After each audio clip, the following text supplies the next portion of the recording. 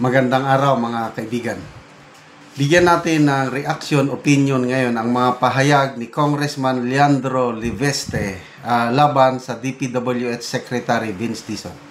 May sinasabi ang bagitong kongresista na may allegedly may kaugnayan si Secretary Vince Dizon sa mga contractors ng DPWH through his team, through his appointed officials sa DPWH. Grabe. Ito, pinangalanan niya na sino yung assistant secretary na may hawak sa mga contractors. Ito. Ako sa aking mga interviews kanina na si Undersecretary Ari Perez ay isa sa mga undersecretaries ng DPWH na narinig ko ay may hindi magandang history sa bidding and procurement. At ang nabalitaan ko din po ay plano daw ni Secretary Vince Dizon na ipahawak kay Undersecretary Ari Perez ang bidding ng DPWH sa central office. Sa tingin ko, maraming mga madidisappoint sa high expectations ng liderato ni Secretary Vince Dizon kung makita nila ang history ng bidding and procurement ni Undersecretary Ari Perez. Kaya at least, sabi ni Secretary Dizon, pangalanan ko ang iilan sa kanyang team at ang ibinigay kong pangalan ay si Undersecretary Ari Perez. Dahil kung may 10 tao na nagbigay sa akin ng impormasyon tungkol sa mga appointees ni Secretary Vince Dizon, ang pinakamarami na nabanggit sa mga 10 ito ay si Undersecretary Ari Perez. May iba din na nabanggit. Ang isa pang nabanggit sa akin ay yung mataas na opisyal ng DPWH na tumawag sa akin kahapon habang tayo po ay gumagawa ng ating press con. May mga nagsasabi, kasama din po dito ang mga taga-suporta ni Secretary Vince Dizon na hindi daw po totoo na nagkaroon ng phone call ako kahapon mula sa isang mataas na opisyal ng DPWH. Pero mukhang hindi po nila natanong si Secretary Vince Dizon dahil sa kanyang radio interview kaninang umaga, inamin ni Secretary Vince Dizon na siya ang nag-instruct sa kanyang malapit na tao na tawagan ako. Baka hindi lang po nila alam na ongoing pa ang ating press con. Naka-silent naman po ang phone ko, pero nakita ko nag-ring, kaya sinagot ko. At yun po ay patunay na ang the point that I'm trying to make is getting at something, which is there is real need for more action in reforming the central office of DPWH. Hindi lang po District Engineering Office o Regional Office ang may problema. Hindi lang po ang pagpapalit ng mga lumang appointees ni Secretary Bonoan ang problema. Hanggang ngayon, may mga problema pa sa central office ng DPWH. Galing. Sa aking mga interviews, Nakakahanga itong bagitong kongresista na ito. Yung ginawa niya kahapon ba, the other day, isinauli niya ang kanyang sweldo at office budget, I think, for 2 months. Mula nung nagsimula siyang umupo at na kongresista, binigay sa kanya yung sweldo at saka office budget. Isinauli niya. Hindi ako tatanggap ng sweldo at office budget dahil, sabi niya, hindi pa ako karapat-dapat dahil meron akong ipinaglalaban na hindi naman ninyo pinapakinggan. Anong pinaglalaban niya?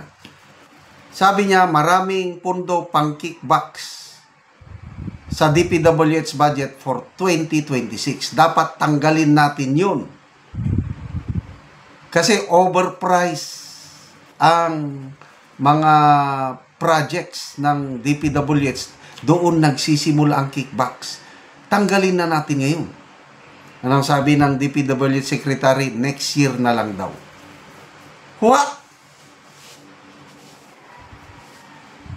It's an open secret. Mayor Magalong, ganon ang sinasabi niya. Senator Lacson sa mga privilege speech niya, ganun ang sinasabi. Yung former DPWH Yusek Bernardo, ganun ang sinasabi niya. 100% sa mga DPWH projects, overpriced ang mga cost of materials. Yan ang gustong patanggal ni Congressman Libeste. Ayaw nilang tanggalin. Next year na daw. Ano ba yan?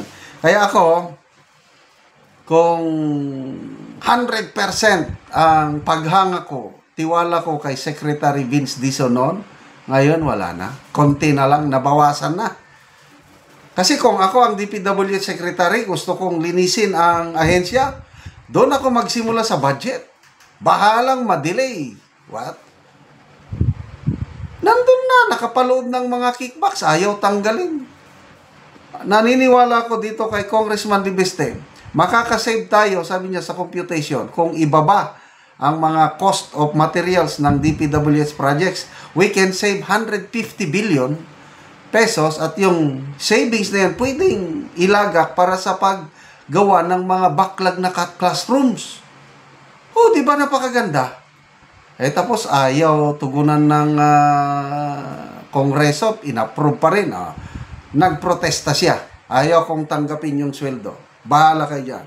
Kaya kong magtrabaho kahit wala akong sweldo. Wow! Meron pa palang ganyan, may pag-asa pa tayo. Kasi mayaman itong kongresista na ito, yung may sarili siyang negosyo bago siya na pumasok sa politika. Parang solar energy, tapos naibenta niya sa Meralco ata.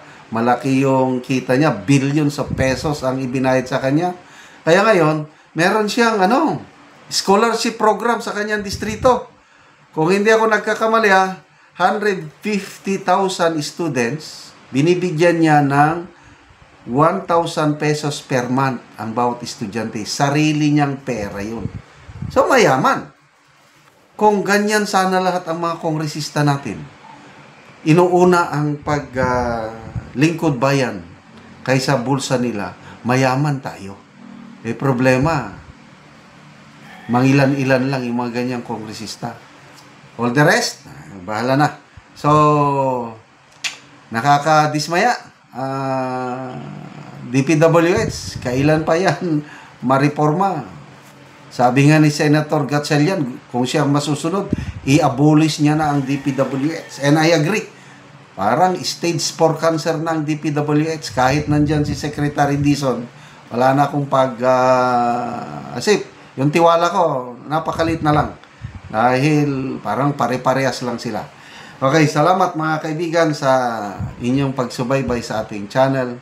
Nakakatulong kayo ng malaki sa Tribong Talandig ng Bukidnon dahil ang income natin sa channel na ito is pantulong po sa tribo. Namimigay tayo ng mga libreng yero at pako sa tribo para makapagpatayo sila ng mas maayos na tirahan. Panoorin niyo ang video na ito. Taga namog sin. Aliok sa nagatag sa sin, salamat tayo. Ug karon mo na dai ni ang atop sa natagaan na mo giro. Mga sako gipang pananrang dayon o habol. Ano ni ang ilang atop. Ug karon mag-atop na ni sila.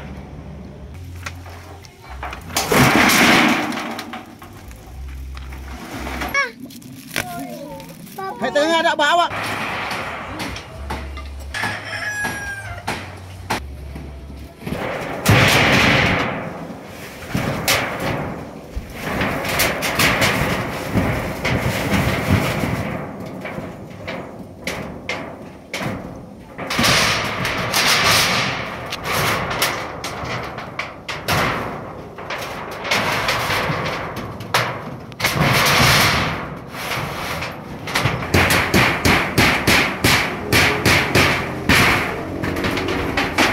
Ito naman na yun si Kuya.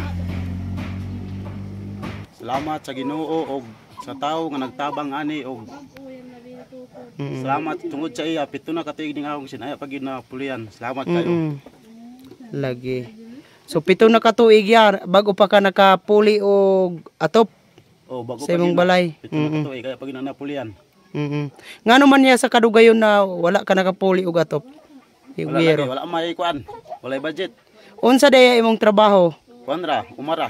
Uma, Igo-igo raban, wala naman pangonsumo. Di nagigaw ka budgetan ang kuan yun. atop. Atob. Lagi. So pila na daya imong edad? Kuan na 30. Ang imong anak pila ka buok? Kulo. 3 ka buok.